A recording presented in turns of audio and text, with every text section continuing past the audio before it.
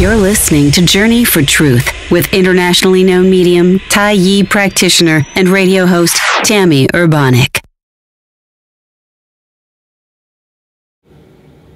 Hello and welcome to Journey for Truth on Spreaker.com and on YouTube. I am Tami Urbanek. Thank you so much for joining me. Journey for Truth Radio is always on demand and with many new episodes. On my website, empowermentthroughhealing.org, you can search Life Energy Flow Tai Yi, and specifically there is a treatment listed there. The treatment title is C-Wave. C-Wave offers mental and emotional clarity. Definitely a treatment that I call a feel-good treatment. Read more about it on my website, empowermentthroughhealing.org. I also have another question. Do you feel that perhaps you have a false definition of love? Does your definition of love contain power, control, judgment, punishment sometimes? You know, many times people grow up hearing, I'm going to punish you because I love you. And they grow up with this concept of, well, if I'm loved, I'm going to be punished somewhere along the way.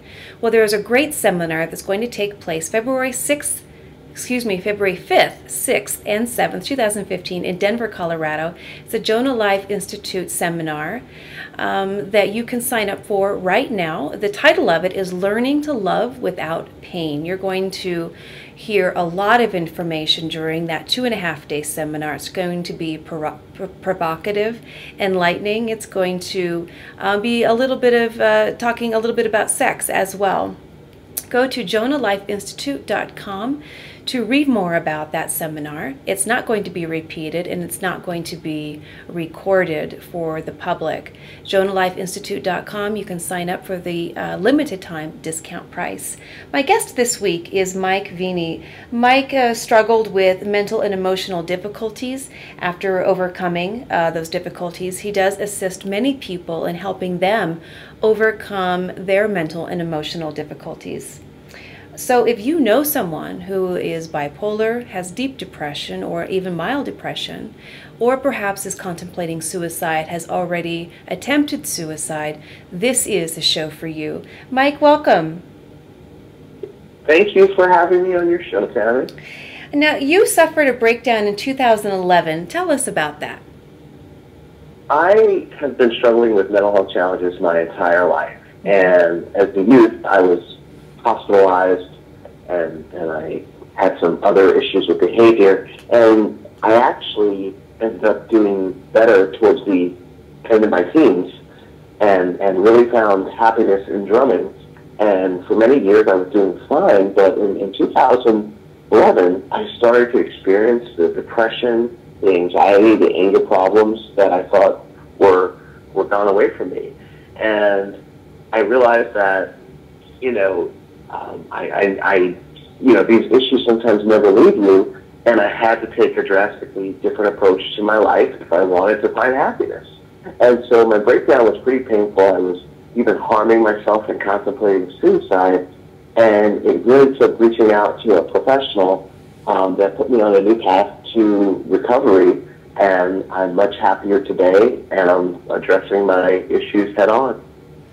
What were some of these self-harming behaviors that you were experiencing? I was cutting. A lot of times people cut, and, people who are listening to this, I encourage you to think about this because some people don't understand why people would even harm themselves, and I totally get that. And I wanted to use this opportunity to explain a little something about that from the perspective of someone that's in emotional pain.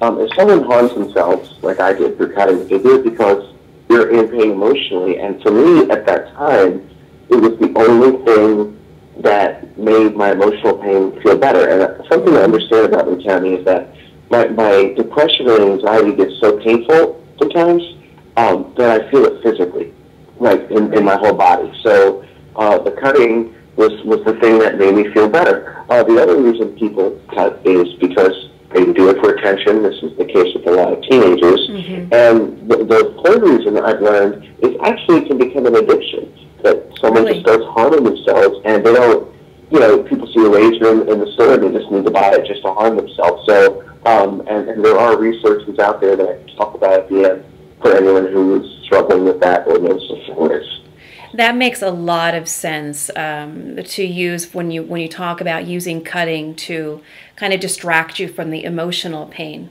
and so your attention is focused on the physical pain, and then also, of course, I understand that there are some youth out there, and probably adults, I'm sure, who cut for attention, which is very unfortunate for sure. I work on a nonprofit, and one of our projects is the Bullying Recovery Project that we have offered for free for youth at shelters, who stay at shelters, who are at risk of becoming homeless, and some of them engage in the cutting and the suicidal thoughts. So it is very important to talk about that. Now, you were admitted to hospitals more than once in childhood. What happened there?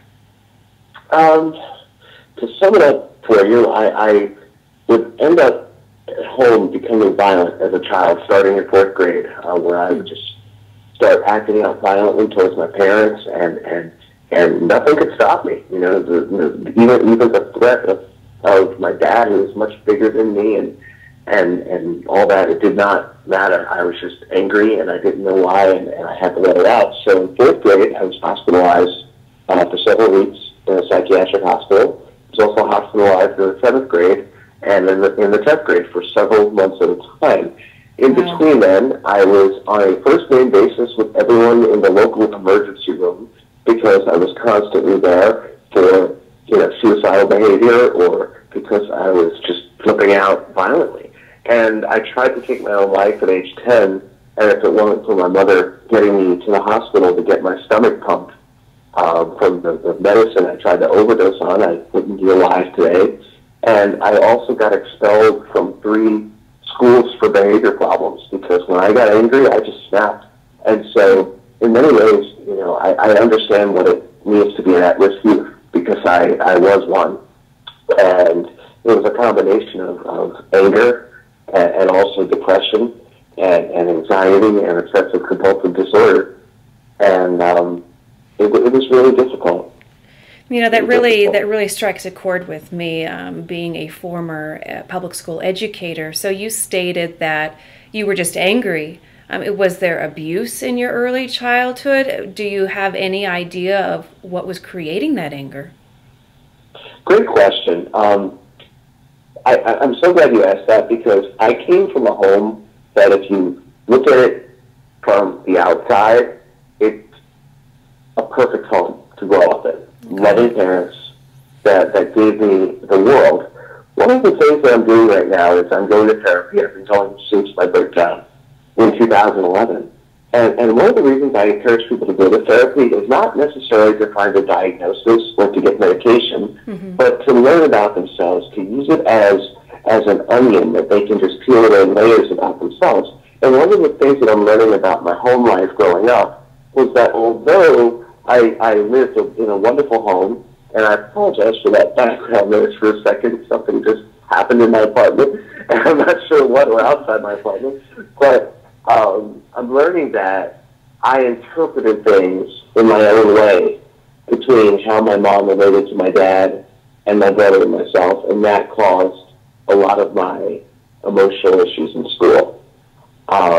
When my brother was born, her focus was on him, because he was the baby. Right. And prior to that, she was giving me so much attention, and in a lot of ways, it was very traumatic for me. So even though she didn't do anything to neglect me or abuse me, the natural flow of life, my brother coming into the world, really created some emotional challenges for me that I wasn't equipped to deal with at the time. And I don't blame her or my parents for that at all. But things like that are things that cause anger in people all the time. And, you have to be willing to look at that stuff. Very, very interesting. How did you begin really healing yourself after your breakdown? Well, one of the things that I did is I made a decision, and this is something I suggest to any one of your listeners that's going through a tough time emotionally and mentally, is you have to get to a point where you decide to commit to your own recovery. And it's a contract you sign with yourself. You can say whatever you want to other people. And I made a decision that I needed to do something about this, or I was going to die at some point. I was going to kill myself at some point if I did not do anything about this. So I committed to going to therapy for the rest of my life. I committed to going to group therapy. I committed to meditation. I committed to exercise.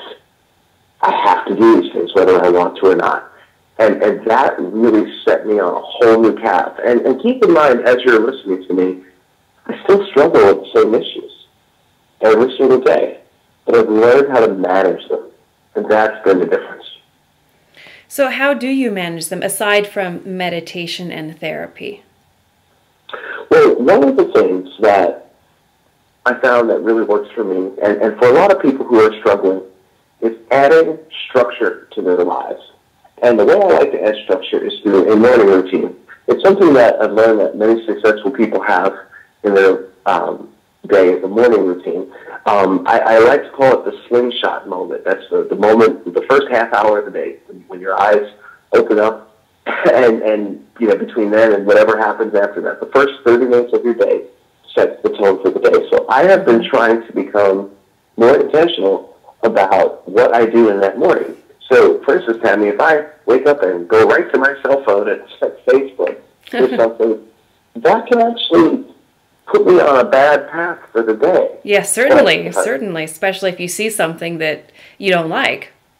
Exactly. And so what I do, I actually read a wonderful book called The Miracle Morning by Hal Elrod, which talks about doing 6 things every single morning. And he calls them lifesavers. And SAVERS is an acronym for S is for silence, A is for affirmations, V is for visualization, E is for exercise, R is for reading, and the last S is for scribing, which means writing. Okay. And I've been making it a point, Tami, to do that every single day. And it just grounds me and puts me in a better place regardless of what happens during the day.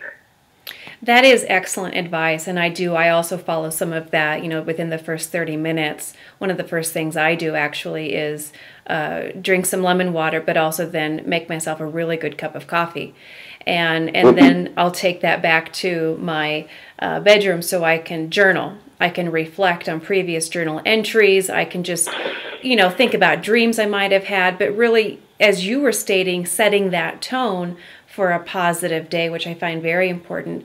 Now, aren't you also a drummer? Don't you also drum? Yes, let me go back to my youth for a second. When I was finishing my 3rd hospitalization, my final one, the thing that really turned my life around was playing the drums. That's the thing that made me feel better and actually became my career. And so, yes, I'm a professional drummer, and I actually get to do drumming in a very unique way, where I get to work with corporate America and train adults in the workplace on how to work together with each other with the use of drums. We get to have that's awesome. Kindergarten training for adults. So it's pretty cool. That is awesome. I did actually look up a YouTube video of your drumming, and I recommend people to do that. So just look up, type in Mike Veny and look for the drumming on YouTube. You will find it just as easily as I did. Now, how do you see stigma playing a role in people's pain? I think, let me explain what my view of stigma is, because it's a word that's thrown out there a lot. And sometimes when something is, said a lot in the media or in our daily lives, we don't always understand the meaning of the word. But stigma, in its original definition, is a mark of shame. And it's something that people have around mental health issues. People feel ashamed. And one of the reasons I've found that people feel ashamed about it is because mental health issues are very confusing. So, Tami, if you ended up hurting your wrist in the home, you'll think, that you need to ice it or something, and maybe you might need to call a doctor, but you'll know that it's a sprain, a strain, or a broken wrist. It's pretty straightforward when it comes to that. When it comes to the emotions, when it comes to the spirit, when it comes to stuff in your mind, it's very confusing. And us human beings have trouble with things that are confusing. We really do. We struggle with that. We need to know answers. We want to know answers to put things in categories. So that's one of the reasons for the stigma. The other reason for the stigma that I found is that when we're younger and when we are on the playground, when we first make friends, the way we learn who is in the group with us is by knowing who is not in the group. So maybe you and I have Nike sneakers on, but Joey has Reebok sneakers. Joey's not in the group. He's the weird one. And that's the way kids learn to socialize at first. And we bring this with us throughout our lives. And when it comes to our mental health, we don't want to be the weird one that's not in the group because of our issues. So a lot of times we think of mental health issues as a sign of weakness. So we don't want to deal with it. We don't want to address it. We're ashamed to talk about it. And it's like carrying around a weighted backpack for many of us. This backpack that's just got 45-pound weight in it. And so that's why I really believe that people need to learn to see mental health differently in order to get the help they need and succeed and be happy in life. That makes a lot of sense. Growing up, I was one of the weird ones. I was usually one of the ones who was not included with the other kids. A lot of popularity contests that I was never a part of. And there was stigma attached to that. And I still see that around. It's even, I don't know, maybe it's even worse today. It's hard to really make that comparison. But it is really hard for kids to feel like they're so different they don't belong anywhere and that nobody wants to accept them, especially when they don't have a family to go home to who embraces them with open arms, who embraces them without judgment and with automatic approval. And I can see how it then leads to this great deal of shame, which over time it compresses and it becomes this major issue if it's not dealt with effectively, which is essentially what you're talking about. So you also say that shame leads to silence. And can you explain that a little bit?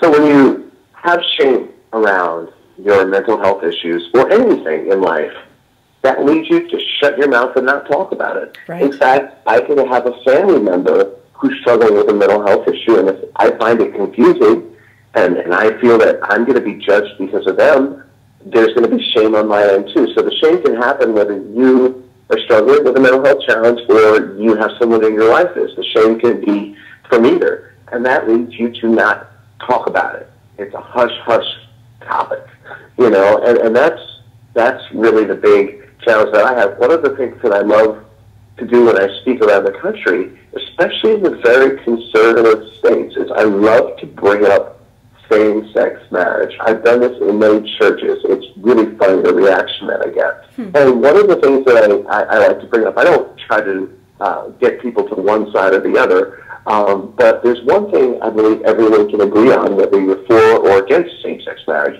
and that is that the LGBTQ community did an excellent job of getting legislation on it because they kept it an everyday conversation.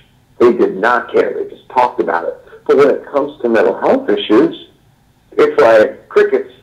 Right. You know? Exactly. So I really think, you know, people who are struggling with mental health challenges can learn something from the LGBTQ community about that kind of thing, keeping in the conversation. And that sounds like that's your mission right here, is to keep that conversation going and to keep that open dialogue regarding mental health issues. I completely agree. We need to talk about bullying and the effects of it. We need to talk about suicide. We need to talk about bipolar.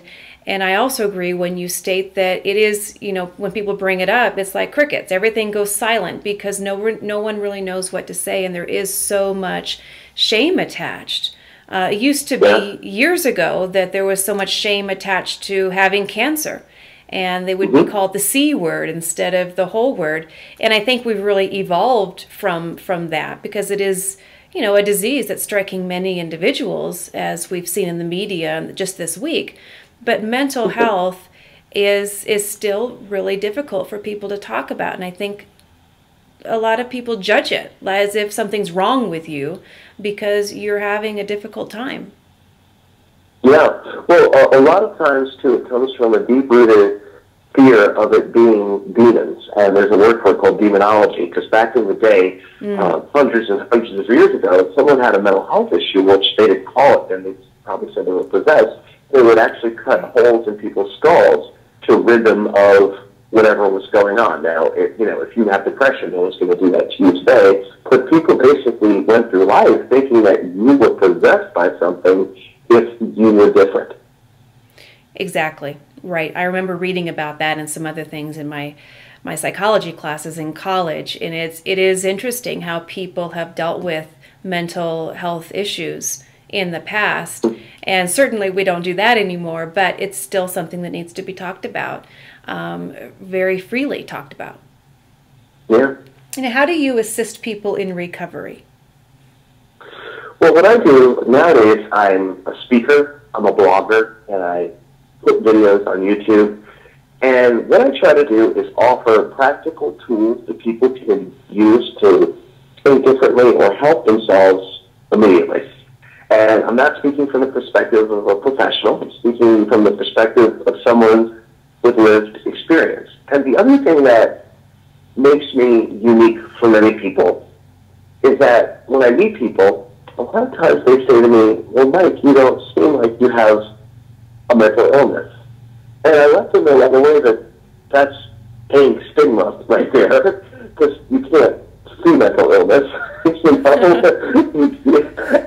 And at the same time, there's many people living among us that seem totally normal and fine, that are struggling with deep pain and confusing mental health challenges. So I really try to offer practical tools to people to take better care of themselves and to think of their challenges differently. For instance, I was just on a podcast yesterday on anxiety, one of the top anxiety podcasts, that I talked about one of the tools that I learned to deal with my anxiety was to actually embrace it.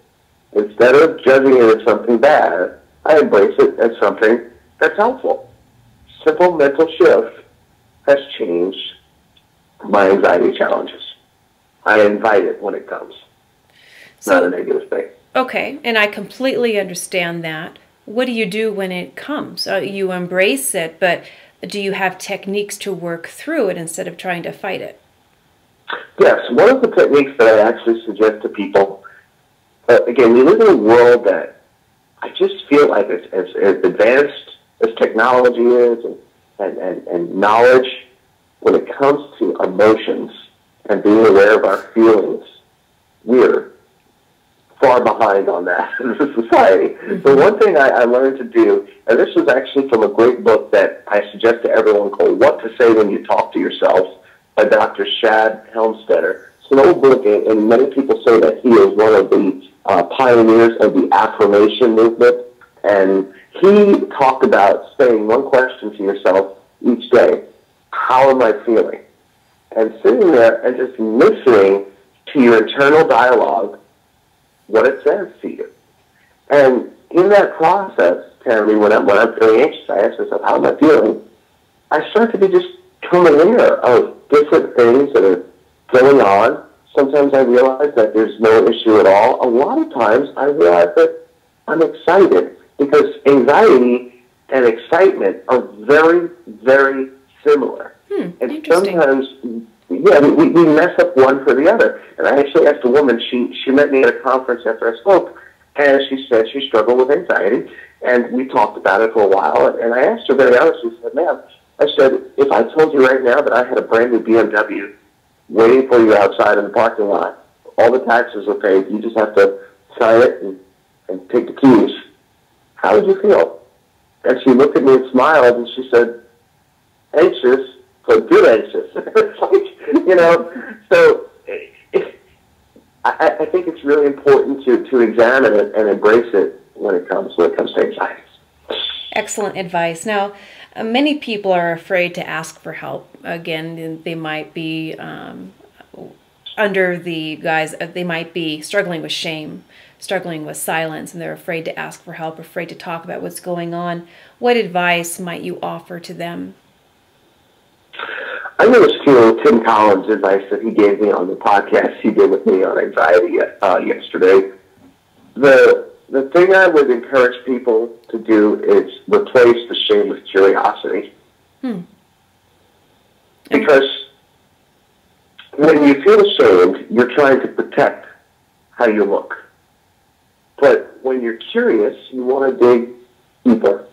And when you look at asking for help as part of a process to gain more insight into yourself, you'll see it so much differently. One of the things I always teach people, I was just at an agriculture conference speaking about mental health a few days ago, and I was trying to explain to business owners that when you get therapy, not only do you help your own mental health issues, your depression, your anxiety, or whatever else you might be struggling with, but you can also gain insight into making better business decisions. I can actually argue that I've made more money because of going to therapy, because we've gotten to examine little things that happen at work where I could work through decisions. Very interesting. I really like that. So instead of focusing on shame, you focus on curiosity. That makes a lot of sense. For any listeners who might be concerned about a loved one who might be contemplating suicide, what are some warning signs that you would advise people to look for or pay attention to? Okay, I don't know all of the warning signs off the top of my head, and actually I'm going to put a resource out there that the organization I love dearly, I've become very good friends with, is the Society for the Prevention of Teen Suicide, sptfusa.org. They have some incredible resources that are very simple and straightforward that help people see the warning signs. One of the warning signs that I found is someone who is not taking care of their hygiene. That's a very common warning sign of just any kind of mental health issue going on. Also, if someone is extremely overwhelmed, we all get stressed. If someone is overwhelmed at a very high level or overwhelmed on a regular basis, there's usually a lot more going on under the surface. Those are very good signs. So not taking care of their own personal hygiene. What about making statements along the lines of, I don't care, what's the use, there's nothing here for me anymore? You know, that's a tough one, I found, because I know sometimes people make those statements for attention. And I know many people that have made statements like that for 20 years straight and, you know, not ever attempted anything. With that being said, I really think it's important for everyone to become aware of what's coming out of other people's mouths. And even if someone seems like they might not be serious, take it seriously. I agree. Err to the side of caution. The other thing that I actually recommend to people, especially if they have a loved one with any kind of mental health challenge or who they suspect might have something, getting therapy for yourself regardless. And I say this to parents all the time. I meet parents who have kids that tell me that their kid, you know, is bipolar and struggling with school and people and all this stuff. And the first thing I ask the parent is, are you getting help for yourself? And 99% of the time the answer is no. Right. And there's no way that they're going to learn to connect with their family member unless they start getting help for themselves. I agree completely. You want to take care of your kids and you want to be there for your kids, but there's also burnout. And there needs to be that balance of taking care of your own needs as a parent as well as taking care of your child or your teen's needs. Absolutely. And I learned that as my daughter was growing up as well. It is very, very important. Now, what is the deepest message that you have for the listeners here today as we get close to wrapping up today's show? I encourage anyone who is struggling out there to just take a risk, blindly trust me, and see it as an opportunity to find happiness. It's not a struggle. It's an opportunity to find happiness if you choose. I encourage everyone out there to choose to take care of themselves by incorporating some kind of morning routine into their lives and to reach out for help. And if the help they find isn't good, keep reaching out. It's a process, not a destination. Beautiful. And where can people find your information, Mike? You can learn more about me on my website, transformingstigma.com. You can also find me on Facebook or Twitter. My videos are on YouTube. And please reach out to me if I can ever be of help to you. I'd love to hear from you, and you're probably going to teach me a lot by reaching out to me. Oh, thank you, Mike, so much for being a guest on my show this week. Thank you for having me, Tami. And I want to thank the listeners as well for joining me right here on Journey for Truth on Spreaker.com and on YouTube. Until next time, have a fantastic week.